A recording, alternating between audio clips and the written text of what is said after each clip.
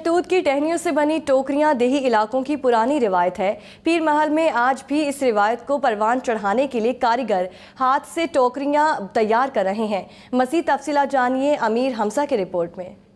शहतूत के दरख्तों की टहनियों से टोकरियां और टोकरे बनाने का रिवाज आज भी पीर महल के नवाही गांव में आम है। ये टोकरियां शहतूत की ताज़ा शाखों से बनाई जाती हैं। तवील अरसे से इस रोजगार से वाबस्ता कारीगर हाथों की कमाल महारत से इन्हें तैयार करते हैं। कारीगर हाथों की महारत से 7 से 10 मिनट में एक टोकरी तैयार करता है, जबकि मुआवजा 150 से 200 रुपए तक मिलता है, जिस पर वो शिकवा करते दिखाई देते हैं। ਸਾਨੂੰ ਛੁੱਟੀ ਬਾਹਰੋਂ ਲੈਣੀ ਪੈਂਦੀ ਆ ਜ਼ਿਮੀਂਦਾਰਾਂ ਕੋਲੋਂ, ਇਹ ਬੜੀ ਸਾਨੂੰ ਮਹਿੰਗੀ ਪੈਂਦੀ ਹੈਗੀ ਆ।